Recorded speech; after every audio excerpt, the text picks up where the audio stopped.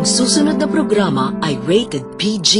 Ito ay nangangailangan ng patnubay at gabay ng magulang para sa mga batang manonood.